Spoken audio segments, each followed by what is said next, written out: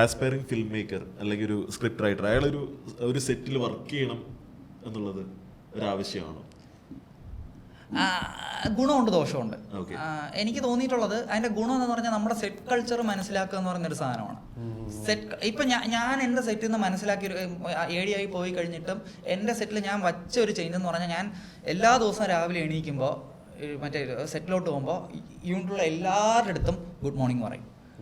അതിനൊരു വ്യത്യാസമുണ്ട്. ഇത് ഞാൻ പഠിച്ചത് ഞാൻ സെറ്റുകളിൽ നിൽക്കുന്നതുകൊണ്ടാണ്. പിന്നെ സെറ്റ് അതിൻ്റെ ഗുണവും ദോഷവും ഒരേ സാധനം തന്നെയാണ്. അതായത് നമ്മളൊരു സെറ്റ് കൾച്ചറിൽ നിൽക്കുമ്പോൾ നമ്മൾ ഇൻ പേപ്പർ എഴുതുന്ന സമയത്ത് ഓക്കെ ഇതിങ്ങനെ ഷൂട്ട് ചെയ്യാം എന്ന് വിചാരിക്കും. ഇതിങ്ങനെ ഷൂട്ട് ചെയ്യണമെങ്കിൽ ആ സെറ്റിലുള്ള ഒരു 30 ക്രൂ മെമ്പേഴ്സ് എങ്കിലും വിചാരിക്കണം. ആ ക്രൂ മെമ്പേഴ്സ് വിചാരിക്കണമെങ്കിൽ അവരുടെ മൊറാല് ഭയങ്കര വലിയൊരു സംഭവമാണ്. അപ്പോൾ നമ്മളൊരു സെറ്റിൽ വർക്ക് ചെയ്ത് കഴിഞ്ഞാൽ വാട്ട് കുഡ് ഗോ റോങ് എന്നുള്ളത് കറക്റ്റ് നമുക്ക് മനസ്സിലാവും.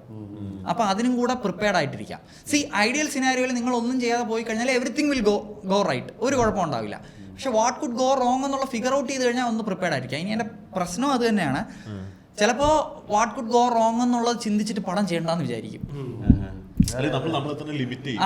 അതെ ഈ രണ്ടും അതിൻ്റെ ഭാഗം തന്നെയാണ്. അപ്പോൾ നിൽക്കുന്നതിലും ഗുണമുണ്ട്, നിൽക്കാതിരിക്കുന്നതിലും ഗുണമുണ്ട്.